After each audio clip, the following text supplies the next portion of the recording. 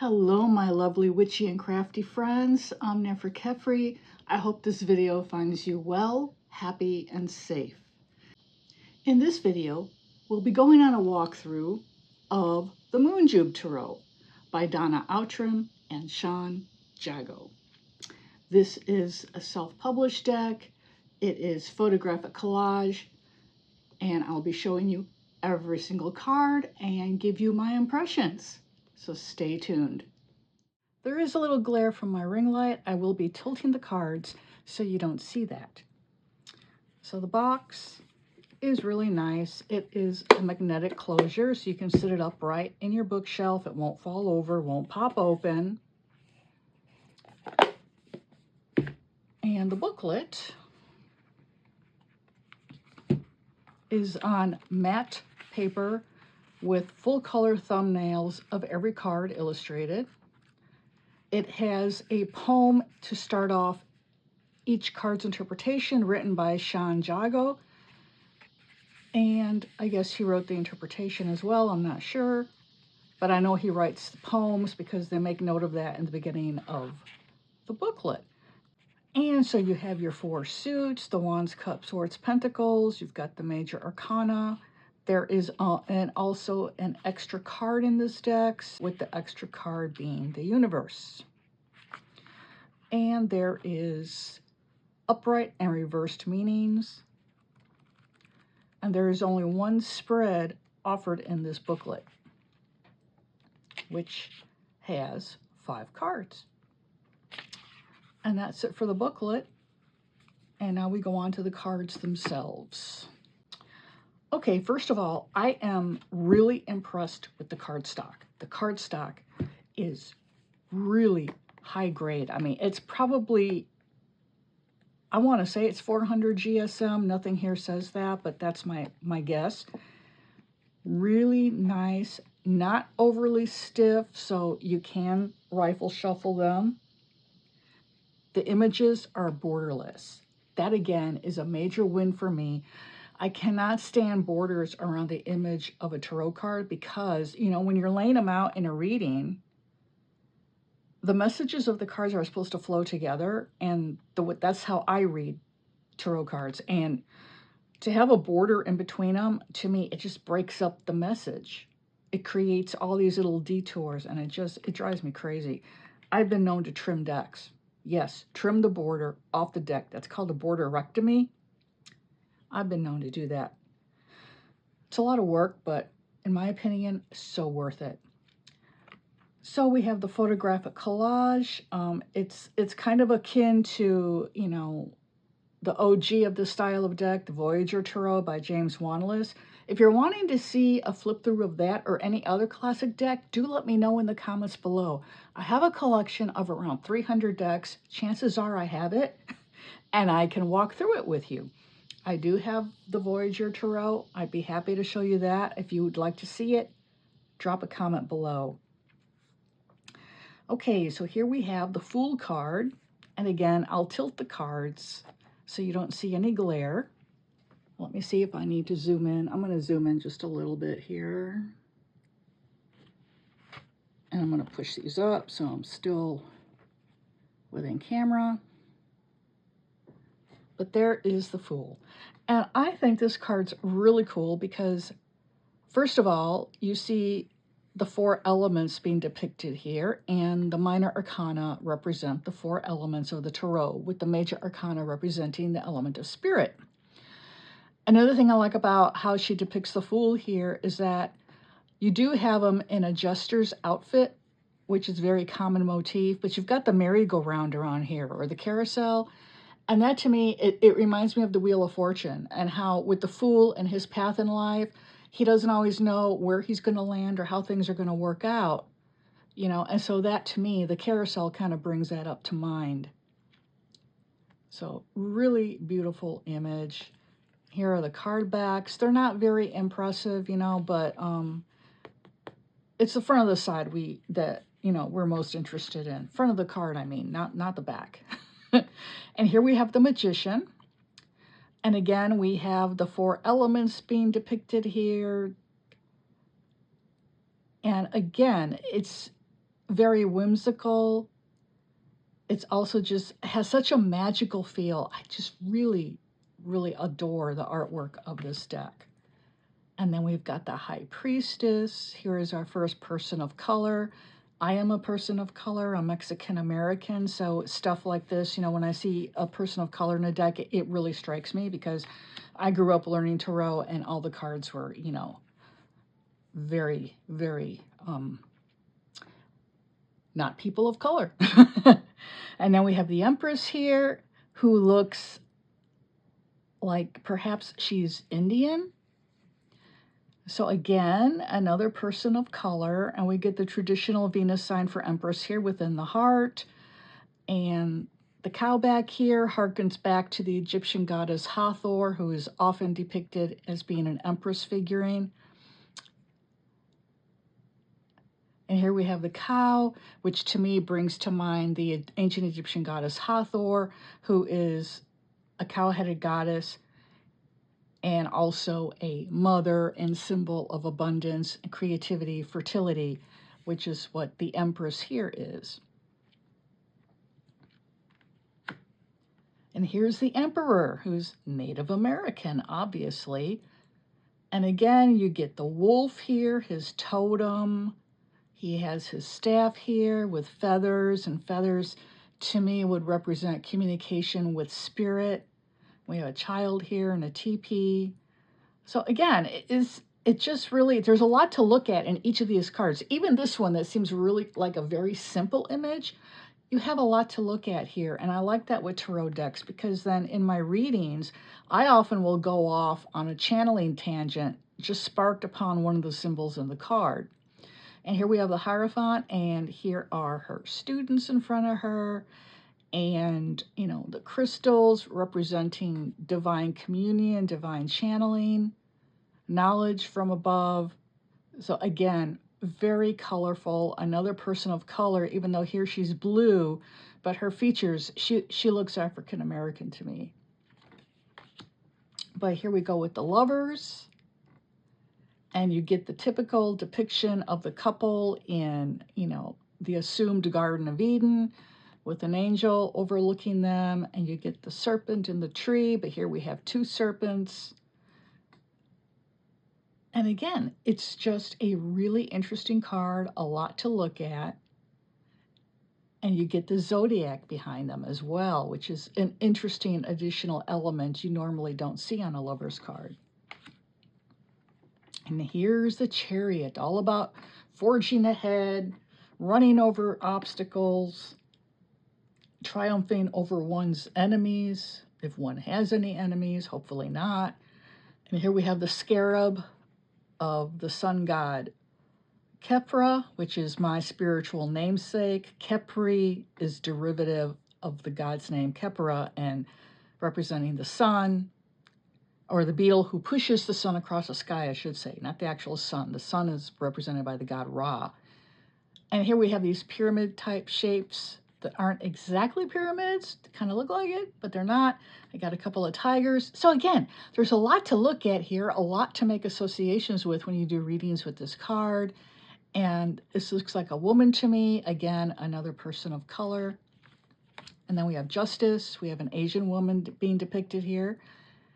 And there's her sword of justice and the scales with which she weighs the different sides of the story. And we've got the planets of our solar system above her. You've got kind of gloomy skies.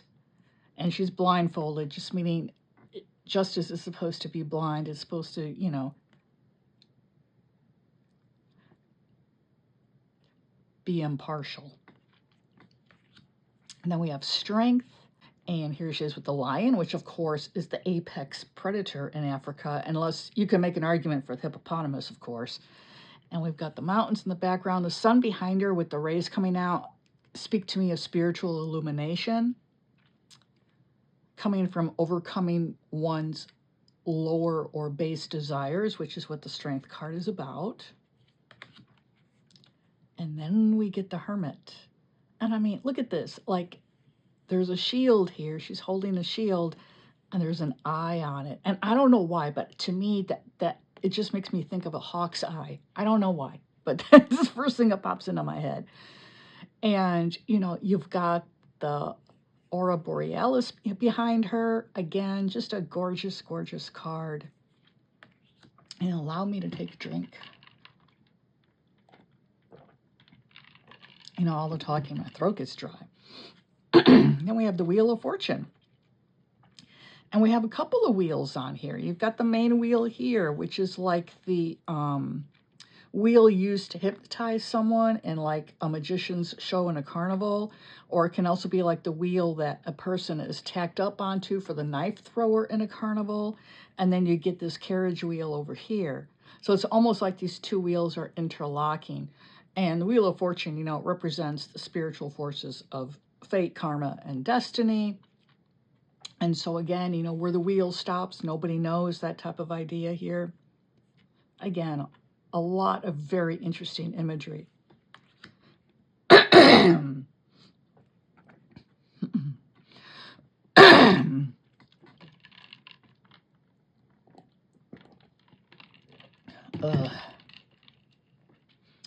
And here we get the Hanged One.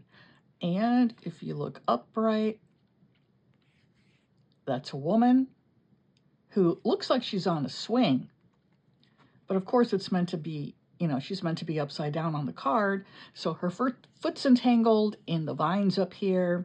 And she's holding on to the vines with her hands. And then we've got like a very ancient looking dead tree below her with giant mushrooms growing out of it. Again, stormy skies behind her.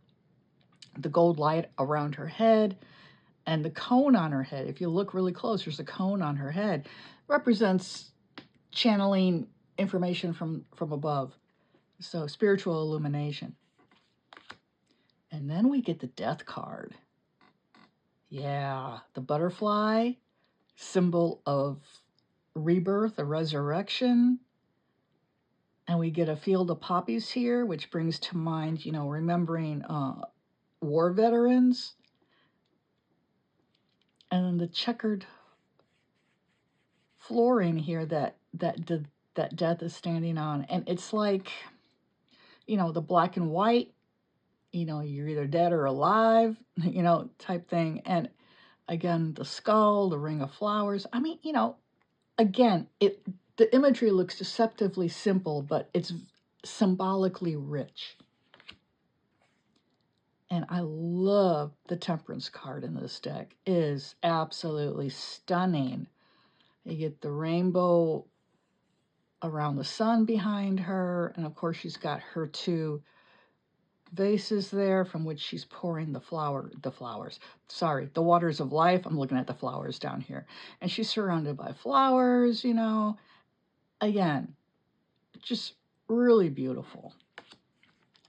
And then the Devil card. And look at how everyone on this card has got red eyes.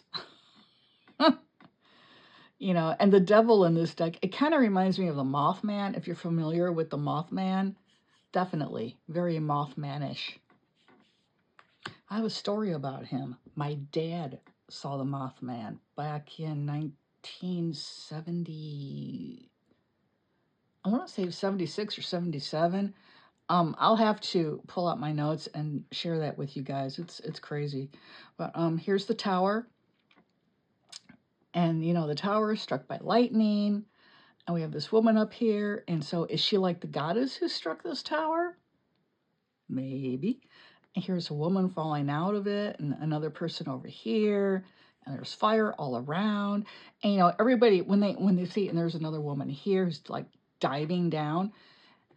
And when people see this card, they think, oh, crap. But the thing is, even though there's like chaos and destruction at the moment, there is groundwork being laid for something new or something better in your life when the tower shows up. But you do have to get through all the crud first. Then we have the Star.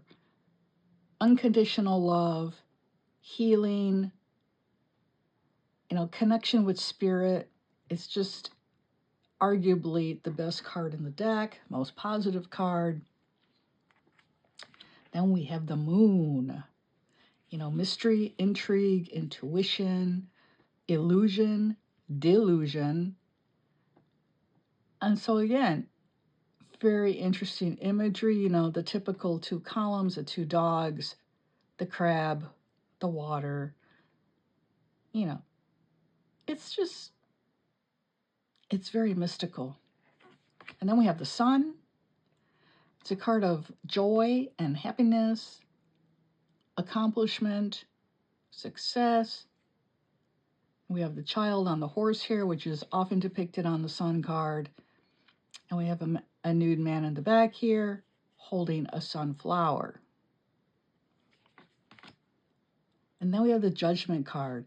And Judgment is about spiritual awakening. And that's why in most tarot decks, you've got the dead, you know, being resurrected from their graves here.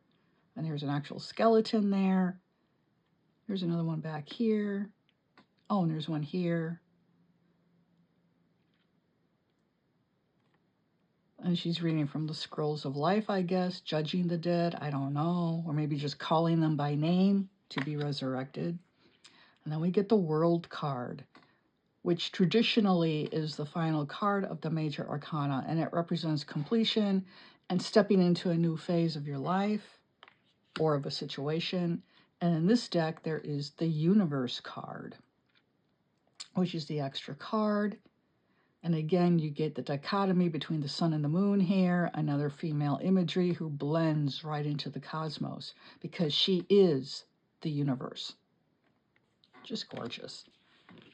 And now we head on into the minor arcana, and here we have the Suit of Wands. So the aces are depictions of the element that rules their particular suit. Wands is ruled by fire, so here you've got the single flame up here. And again, you know, all these individuals on this card, you've got 1, 2, 3, 4 people. You've got a lion up here. You've got a horse down here. There's a castle, mountains. Again, a lot to look at, a lot to spark your intuition when you read with this deck. That's what I love about it. Here we have the Two of Wands.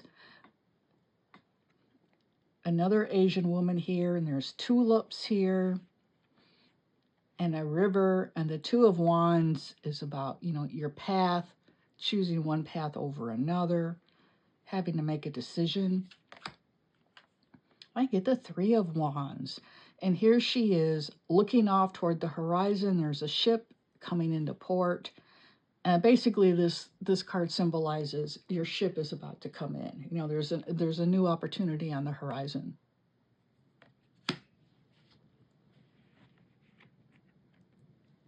Then we have the Four of Wands, and this is all about a couple establishing a life together. It often can represent marriage in a reading, an engagement, and people are depicted as, you know, being joyful and having a good time, partying. There's usually a house in the background, or in this case, a castle, and the garland of flowers above the wands. Very positive card, very lovely. The Five of Wands. Petty little arguments, bickering, you know, people unable to get along for whatever reasons.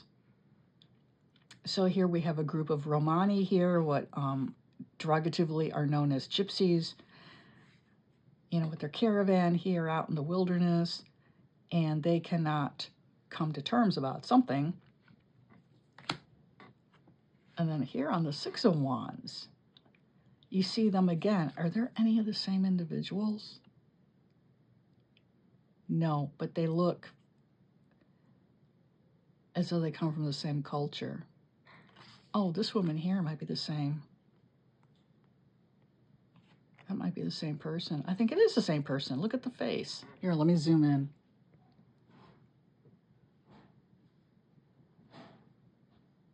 Yeah, I think that's the same.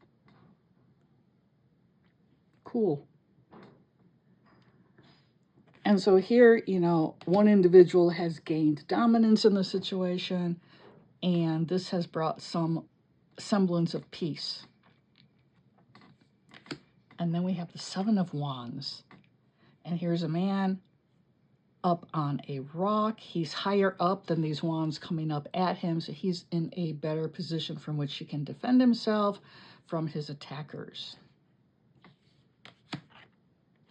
And then we have the Eight of Wands and all these people flying on their brooms, which just cracks me up because I'm a practicing witch. So I see this card and I'm just like, oh God, that's awesome. And there's the black cat. There you go.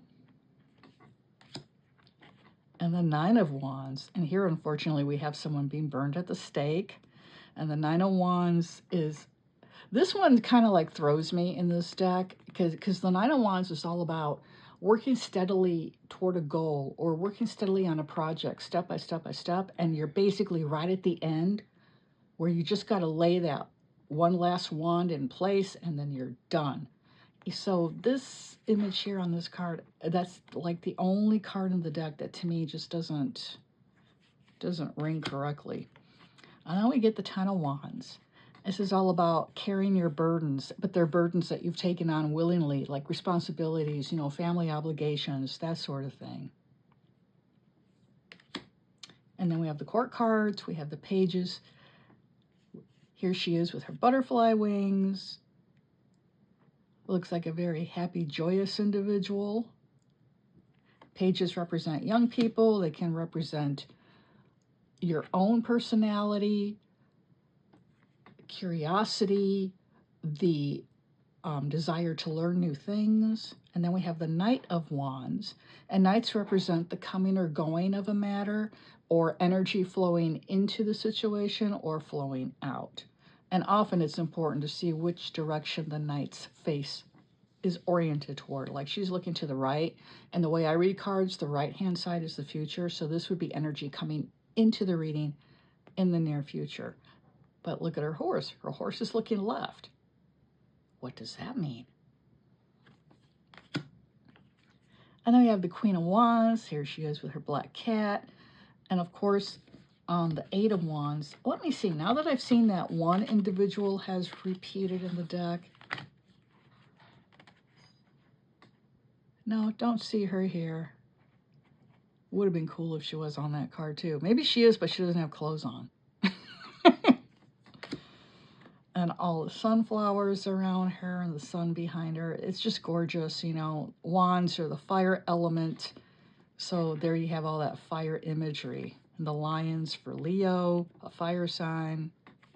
And then we get the King of Wands. Oh, I'm kind of goofing up my deck here. Not a big deal. Now we go on to the Ace of Cups. Aces are ruled by the element of water. And so you have the water flowing out of the cup down into the sea. And you have like sea nymphs, water nymphs here. And the fish. Again, a lot to look at. The Two of Cups representing a couple who they're just getting to know each other, the early stages of dating. It can mean, you know, a business partnership. And look at the Hobbit-style house back here. Isn't that cool? Then we have the Three of Cups. And here we have three mermaids. And usually this is a depiction of three women, and they're usually dancing together or otherwise obviously holding a celebration. And this card does represent a celebration or a happy change of circumstances. And then we get the Four of Cups. And here we have this individual with her four upright cups here. We have a hand coming out of a cloud offering her a fourth cup. She looks straight ahead. So she doesn't really see this blessing being offered to her. And then we get the Five of Cups. When the cups are upright in tarot, they represent being filled with the blessings of life. When they are tipped over, they represent a loss. So here we have this woman looking down at her cups that have spilled their water and their blood. Or not their blood. Maybe it is blood. It's really red. Wine, maybe. I think maybe that's what's being implied here. You know, although she's Native American, you know, there's her teepee in the background. It very well could be blood. I'm thinking now it is blood. Yeah, because look at the drops here. Very well defined individual drops. Yeah, it's got to be blood. You know, all the loss the Native Americans suffered at the hands of the Europeans, the European invaders. And then you have the 2 upright cups behind her. So even though she's had all this loss, there's still something positive in her life. There's still some blessings. And then we get the 6 of Cups, usually represented by children in a garden. It represents feelings of nostalgia, yearning for the good old days when you were a kid and you had nothing to worry about. God, remember those days? Oh my goodness. And then we get the 7 of Cups, which is a card of creativity and having a lot of different ideas or different ways to approach a situation. And perhaps not knowing which way to go. That's why she's got her hands up in her hair, like she's about to pull her hair out. The 8 of Cups represents walking off into the unknown, leaving the known behind. Even though the known may be really wonderful, there's something about it that doesn't sit well with you. You've got a strong sense of dissatisfaction, so you go off to new horizons. And then we get the 9 of Cups, which is the wish card in tarot. When it comes up, it can represent being a yes card. Its shadow aspect is that it's a card of overindulgence. And then the 10 of Cups, which represents the happy family. There's often a rainbow above with the 10 cups within the rainbow. And we have here another Hobbit-style door, but it's in the side of a mountain. And there they are, walking off toward that mountain. And it could be that they live there. Because usually on the 10 of Cups, there's a castle being depicted in the background where the family lives. In here we have the Page of Cups, holding her cup aloft with the fish coming out of it, which is a very common motif with the Page of Cups. And the Knight of Cups. And the Queen, which is just a gorgeous card. I love the eyeball here. And all the coral down here, the crabs, the snakes. Again, there's a lot going on here. Starfish. And then we get the King of Cups. And then we move on to the Suit of Swords. The Suit of Swords is governed by the element of air. And air rules over intellect, matters of the mind. And so here we have 3 individuals. And we've got your sword here with the crown around it and the eye behind and above it. Very reminiscent of many Ace of Swords cards. Again, with the butterfly wings behind her. 2 of Swords represents indecision, unable to get off the fence. 3 of Swords is grief, heartache, separation.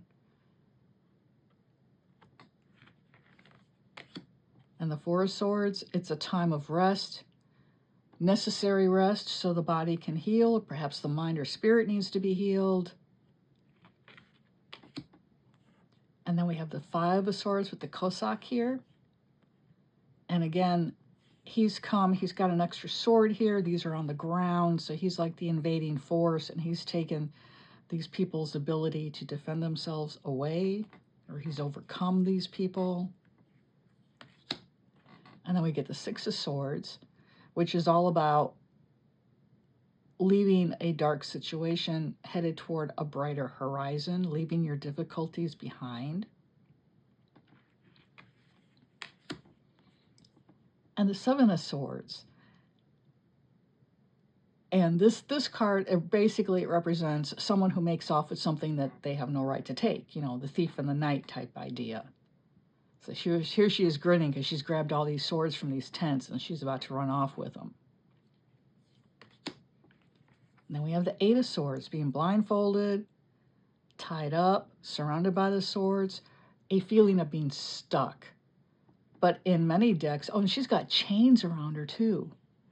In many decks, though, you can tell that her binds, they're loose, and she could easily take them off, remove the blindfold, and walk between the swords and leave. That is not so much implied in this particular image, but in other tarot decks it is. Now we have the 9 of Swords. It's all about nightmares, fears, worries, intense anxiety. And then here's the Ten of Swords. Individual stabbed by 10 swords. It's a card of betrayal. It can represent severe illness depending upon surrounding cards in the reading. And here is the Page of Swords.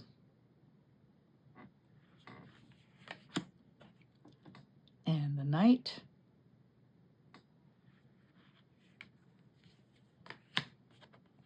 And there's the Queen. I love all the butterflies, so pretty. And there's the King. And now we walk on through to the Suit of Pentacles. And here we have the Ace. In a lot of decks, you see the arch of vegetation leading into a garden. So you've got that here. And a number of individuals. You've got, you know, a bull back here. You've got a cow here. Again, that animal is symbolic of prosperity and abundance. And that's what the Pentacle suit speak of. They speak of finances, work, career, the family, and the home. And here's the Two of Pentacles, the juggler, juggling his pentacles because he's trying to budget, you know, juggling your money, trying to figure out how to make it last. And the Three of Pentacles, often in decks, represents a person who's working on a stained glass window. This is the card of the craftsman, working at his trade or her trade or their trade. And then we get the Four of Pentacles. This is the card of the miser, holding on to your money, not wanting to share it with anybody. And because you hold on to it, you've got this great big castle, this other castle, there's a castle over here. So, you know, you've got all these resources. But do you see any other people in this card? No. May have all the money in the world, but you may not have a whole lot of friends, and your family may have it in for you. And then we have the Five of Pentacles, which is the card of financial hardship. And we have a couple of beggars outside of a church in the snow.